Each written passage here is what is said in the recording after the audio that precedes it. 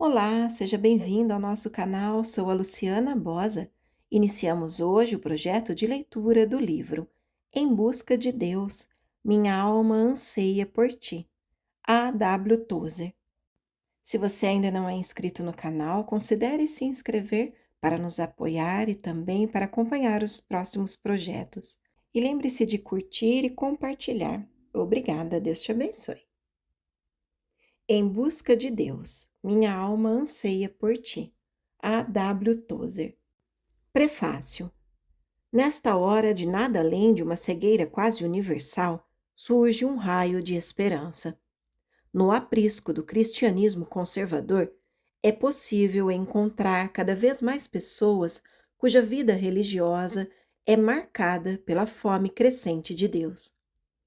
Ávidas por realidades espirituais, elas não se deixarão dissuadir por palavras, nem se contentarão com, entre aspas, interpretações corretas da verdade. Estão sequiosas de Deus e não se darão por satisfeitas até que tenham bebido profundamente da fonte da água viva. Esse é o único precursor real do avivamento que já fui capaz de detectar no horizonte religioso. Pode ser a nuvem do tamanho da mão de um homem, pela qual alguns santos aqui e ali têm procurado. Pode resultar em uma ressurreição de vida para muitas almas e uma retomada do encantamento radiante que deveria acompanhar a fé cristã. O encantamento que quase desapareceu da Igreja de Deus nos nossos dias. Essa fome, no entanto, deve ser reconhecida pelos nossos líderes religiosos. O evangelicalismo, para mudar de figura, erigiu o altar e dividiu o sacrifício em partes, mas agora parece satisfeito em contar as pedras e reordenar os pedaços sem dar importância ao fato de não haver nem sinal de fogo sobre o topo do altaneiro Carmelo. Mas a Deus sejam dadas graças por haver quem se importe. Estamos falando sobre aqueles que, ao mesmo tempo que amam o altar e se deleitam no sacrifício, são incapazes, contudo, de se acomodar com a ausência constante de fogo. Desejam Deus acima de tudo. Têm sede de provar por si mesmos a doçura pungente do amor de Deus, a respeito de quem todos os santos profetas escreveram e muitos salmistas cantaram. Não existe hoje falta de mestres na Bíblia para dispor de maneira correta os princípios das doutrinas de Cristo, mas muitos parecem satisfeitos em ensinar os fundamentos da fé, ano após ano, estranhamente inconscientes de que não há em seu ministério nenhuma presença manifesta, menos ainda algo incomum em sua vida pessoal. Ministram o tempo todo para crentes que sentem dentro do peito um anseio não satisfeito pelo ensino que eles trazem. É necessário falar em caridade, mas a carência nos nossos púlpitos é real. A frase terrível de Milton se aplica até hoje com a precisão da época em que foi escrita. A ovelha faminta ergue os olhos e não é alimentada. É algo solene, não um pequeno escândalo no reino, ver os filhos de Deus morrendo de fome, quando, na verdade, estão sentados à mesa do Pai. A verdade das palavras de Wesley está estabelecida diante dos nossos olhos. A ortodoxia, ou opinião certa, é, na melhor das hipóteses, uma parte muito pequena da religião. Embora a disposição correta não consiga subsistir sem as opiniões certas, estas subsistem sem aquela. Pode haver uma opinião certa sobre Deus, tanto sem amor, quanto sem uma disposição correta para com ele. Satanás é uma prova disso. Graças às nossas esplêndidas sociedades bíblicas e a outros agentes eficazes para a disseminação da palavra, hoje muitos milhões de pessoas têm, entre aspas, opiniões certas.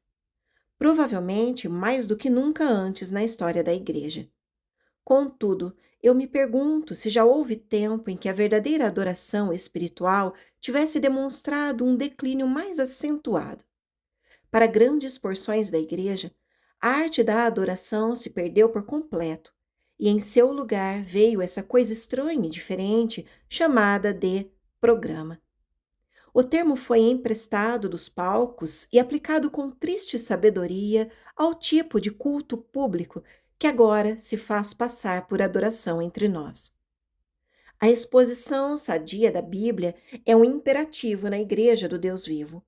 Sem ela, nenhuma igreja pode ser uma igreja do Novo Testamento no sentido estrito do termo. Contudo, a exposição pode ser conduzida de modo que acaba por privar os ouvintes de qualquer alimento espiritual verdadeiro, pois não são meras palavras que nutrem a alma, mas o próprio Deus.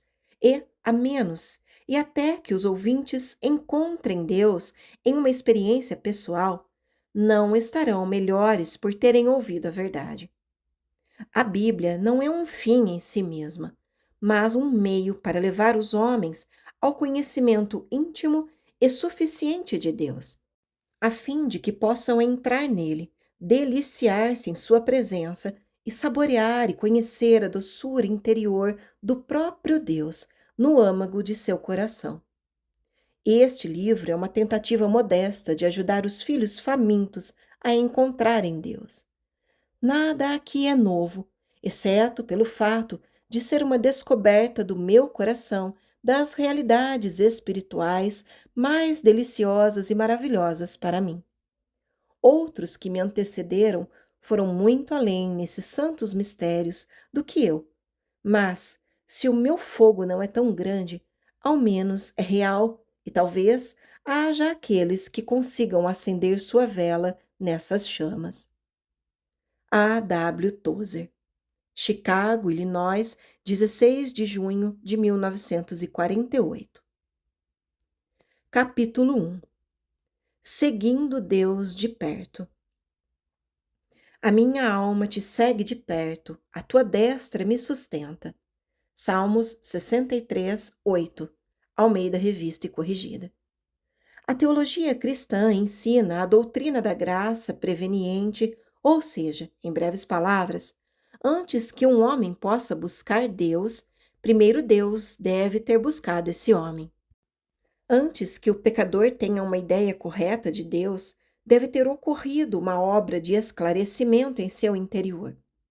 Mesmo que imperfeita, é uma obra de verdade, a causa secreta de todo desejo, busca e oração que se seguirão.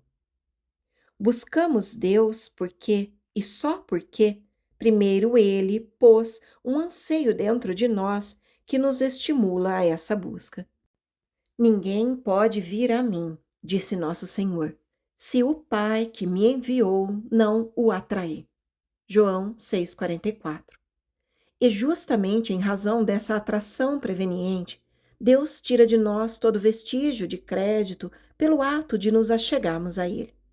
O impulso de buscá-lo se origina em Deus, mas o resultado desse impulso somos nós a segui-lo de perto. E o tempo todo em que o buscamos, já estamos em sua mão. Esse buscar Deus se origina em Deus, mas o resultado desse impulso é nós o seguirmos firmemente. E todo o tempo em que o buscamos, já estamos em sua mão. A tua mão destra me sustenta. Nessa sustentação divina e no seguir de perto humano, não existe nenhuma contradição. Tudo vem de Deus, pois como ensina von Hegel, Deus é sempre anterior. Na prática, contudo, ou seja, onde a operação prévia de Deus se encontra com a resposta humana presente, o homem deve buscar Deus. Da nossa parte, deve haver uma reciprocidade positiva para que essa atração secreta de Deus resulte na experiência identificável do divino. Na linguagem afetuosa do sentimento pessoal, isso é declarado no Salmo 42. Como a corça anseia por águas correntes, A minha alma anseia por ti, ó Deus. A minha alma tem sede de Deus, do Deus vivo. Quando poderei entrar para apresentar-me a Deus? Versos 1 e 2. Isso é abismo chamando abismo. Conferir verso 7. Coisa que o coração que anseia compreenderá. A doutrina da justificação pela fé, uma verdade bíblica e um alívio bendito do legalismo estéril e do esforço inútil, caiu nos nossos dias entre más companhias e tem sido interpretada por muitos de um modo tão estranho a ponto de barrar os homens do conhecimento de Deus. A operação inteira da conversão religiosa tem sido feita de maneira mecânica e sem vida. A fé agora pode ser exercitada sem abalar a vida moral e sem constranger o ego adâmico. Cristo pode ser aceito, entre aspas, sem que se crie nenhum amor especial por ele na alma de seu receptor.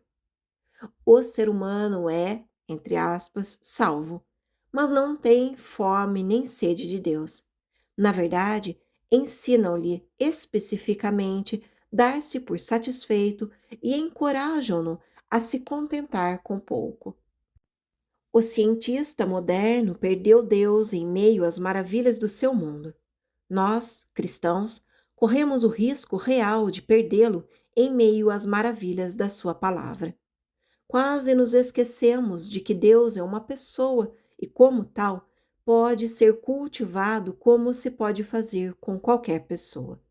É inerente à pessoalidade a capacidade de conhecer outras personalidades.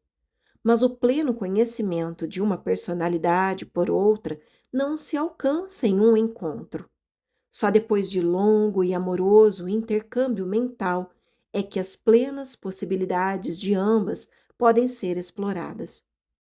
Todo o intercâmbio social entre seres humanos é uma resposta de personalidade para personalidade, classificando-se de baixo para cima, do esbarrão mais casual entre dois homens até a comunhão mais plena e íntima de que a alma humana é capaz.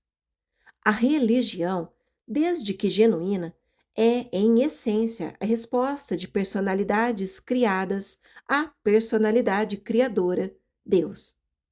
Esta é a vida eterna, que te conheçam, o único Deus verdadeiro, e a Jesus Cristo a quem enviaste. João 17:3. Deus é uma pessoa e, no fundo de sua natureza poderosa, ele pensa, deseja, sente, ama e sofre, como pode acontecer a qualquer outra pessoa. Ao se fazer nosso conhecido, ele se mantém no padrão familiar da pessoalidade. Deus se comunica conosco por meio das avenidas da nossa mente, da nossa vontade e das nossas emoções. O intercâmbio contínuo e desembaraçado de amor e pensamento entre Deus e a alma humana redimida é o coração pulsante da religião do Novo Testamento. Conhecemos essa relação entre Deus e a alma na percepção pessoal consciente. Ela é pessoal, não nos chega pelo corpo de crentes, mas é conhecida pelos indivíduos e pelo corpo por meio dos indivíduos que o compõem. E é consciente, ou seja, não se mantém sob o limiar da consciência e ali trabalha sem o conhecimento da alma, como, por exemplo, alguns pensam ser o caso do batismo de criança, mas se insere no campo da percepção em que o ser humano pode conhecê-la como conhece qualquer outro fato da experiência. Você e eu somos pouco, sem considerar os nossos pecados, o que Deus é muito. Feitos à sua imagem, temos em nós a capacidade de conhecê-lo. Nos nossos pecados só nos falta o poder. No momento em que o Espírito nos vivificou na regeneração, o nosso ser inteiro sente sua afinidade com Deus e salta em alegre reconhecimento. Assim é o nascimento espiritual sem o qual não podemos ver o reino de Deus. Todavia, não se trata de um fim, mas de um início, pois aqui começa a busca gloriosa, a feliz exploração do coração das riquezas infinitas da divindade. Eis de onde partimos, digo eu, mas onde paramos, ser humano nenhum ainda descobriu, pois não há, nas terríveis e misteriosas profundezas do Deus Trino, nem limite, nem fim. Oceano sem fim, quem pode te sondar? A tua própria eternidade te rodeia, divina majestade. Ter encontrado a Deus e ainda buscá-lo é o paradoxo do amor da alma, menosprezado por quem demonstra excesso de zelo religioso, porém se satisfaz fácil demais, justificado na experiência feliz pelos filhos do coração ardente. São Bernardo expôs esse paradoxo santo em uma quadra musical de instantânea compreensão por toda a alma que adora. Provamos-te, ó pão vivo, e ansiamos por festejar-te ainda.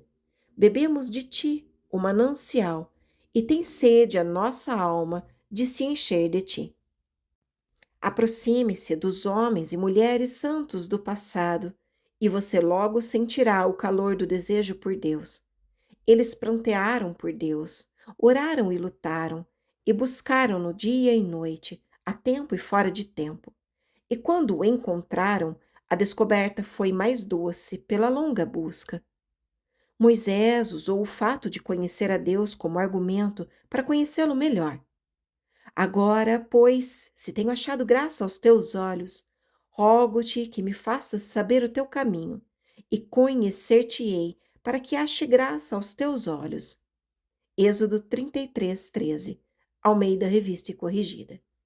E daí se arvorou para fazer pedido mais ousado. Rogo-te que me mostres a tua glória. Verso 18. Almeida Revista e Corrigida.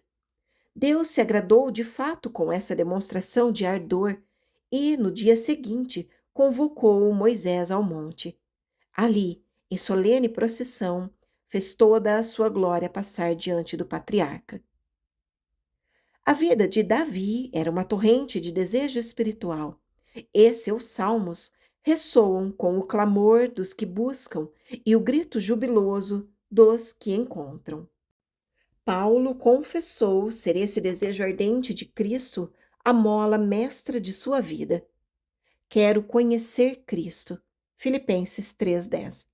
Era o objetivo do seu coração, pelo qual sacrificou tudo. Mais do que isso, considero tudo como perda, comparado com a suprema grandeza do conhecimento de Cristo Jesus, meu Senhor, por quem perdi todas as coisas. Eu as considero como esterco para poder ganhar Cristo. Verso 8. Doce é a inologia com seu anseio por Deus. O Deus que, embora o cantor continue buscando, ele sabe que já encontrou. Seus passos eu vejo e perseguirei. Cantavam os nossos pais há apenas uma geração, embora esse cântico não se faça mais ouvir na grande congregação. É trágico que, neste dia escuro, a nossa busca tenha sido realizada em nosso lugar por nossos mestres. Tudo é feito para girar em torno do ato inicial de, entre aspas, aceitar Cristo, expressão que por acaso não se encontra na Bíblia. E não se espera, depois disso, que almejemos nenhuma outra revelação de Deus para nossa alma. Fomos enredados nas espirais de uma lógica espúria que insiste que, se encontramos Deus, não precisamos mais buscá-lo. Isso é colocado diante de nós como a última palavra em ortodoxia, e se tem como certo que nenhum cristão instruído na Bíblia jamais creu diferente. Assim, todo o testemunho da igreja que adora, busca, entoa hinos sobre o assunto, é posto de lado de forma categórica. A teologia experiencial do coração de um exército grandioso de santos fragrantes é rejeitada em favor de uma interpretação presunçosa das Escrituras, o que com certeza soaria estranho para um Agostinho, um Rutherford ou um Breiner. No meio desse grande calafrio, há alguns, regozijo-me em reconhecer, que não se contentarão com a lógica rasa.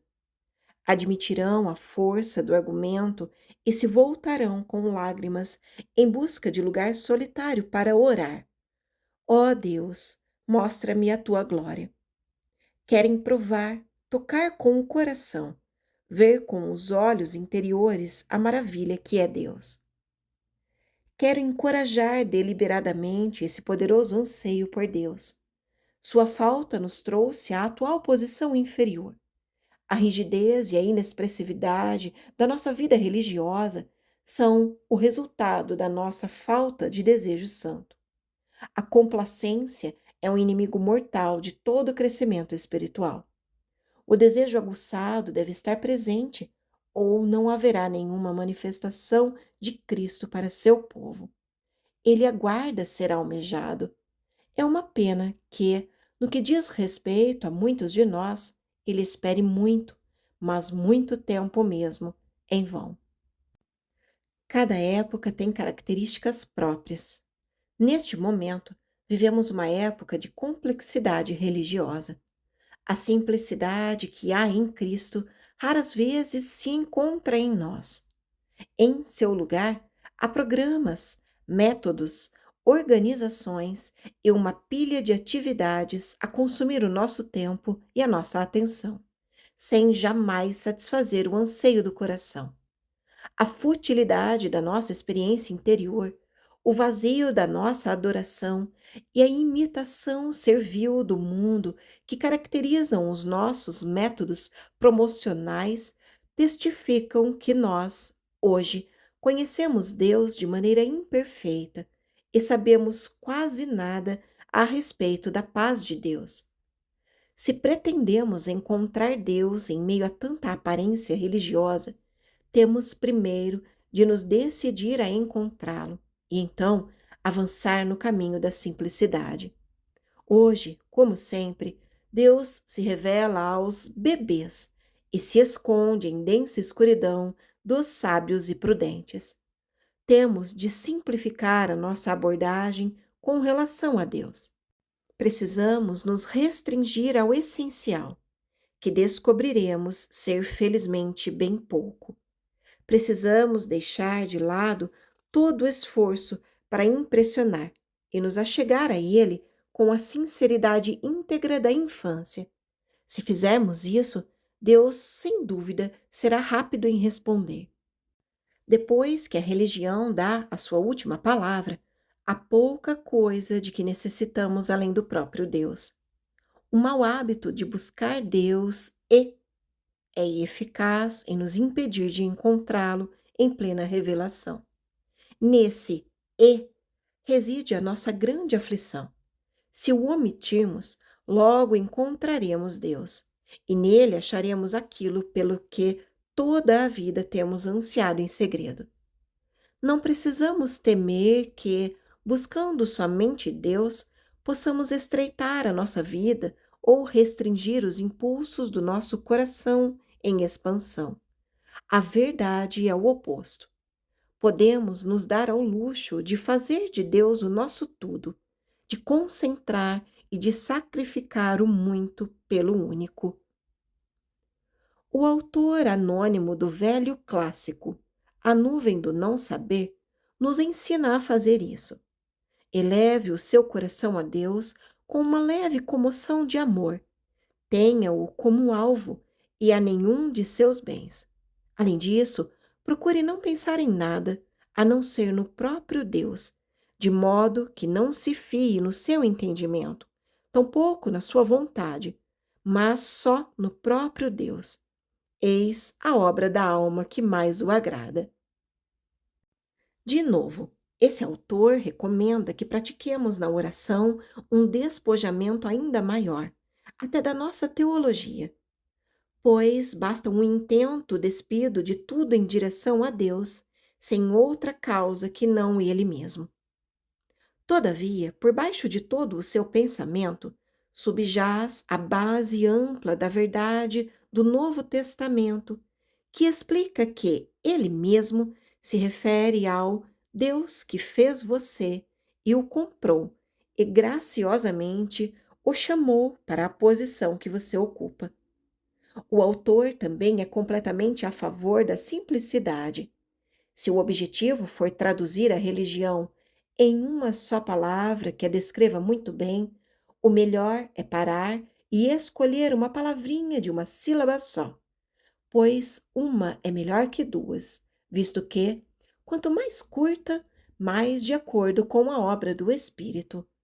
E essa palavra é Deus, ou ainda amor. Quando o Senhor dividiu Canaã entre as tribos de Israel, Levi não recebeu uma parte da terra. Deus lhe disse apenas: Eu sou a sua porção e a sua herança. Números 18, 20. E com essas palavras, Deus o tornou ainda mais rico do que todos os seus irmãos, mais do que todos os reis e rajás que já viveram no mundo. Há um princípio espiritual aqui, um princípio ainda válido para cada sacerdote do Deus Altíssimo. O homem que tem Deus como seu tesouro tem todas as coisas em uma. Muitos tesouros ordinários podem lhe ser negados, ou, caso lhe seja permitido tê-los, desfrutá-los será algo tão amenizado que nunca serão necessários para sua felicidade. Ou, se ele tiver de vê-los partir, um após o outro, dificilmente experimentará uma sensação de perda, pois, de posse da fonte de todas as coisas, ele tem em um só toda a satisfação, todo o prazer, todo o deleite. O que quer que porventura ele perca, na verdade, não terá perdido nada, pois agora tem tudo em um e o tem de modo puro, legítimo e para sempre. Oração. Ó Deus, provei da tua bondade, e ela tanto me satisfez, quanto me deixou sedento por mais. Tenho a dolorosa consciência da minha necessidade de mais graça. Envergonha-me a minha falta de desejo. Ó Deus Trino, quero te querer, anseio ser cheio de anseio. Tenho sede de sentir mais sede ainda. Mostra-me a tua glória, eu te suplico, para que assim eu possa vir a conhecer-te de fato. Em misericórdia começa uma nova obra de amor dentro de mim. Dize a minha alma: levante-se, minha querida, minha bela, e venha comigo. Cântico dos Cânticos 2:10. Concede-me então a graça de me levantar e te seguir para longe desta planície obscura em que ando vagando há tanto tempo. Em nome de Jesus. Amém. Fim do capítulo.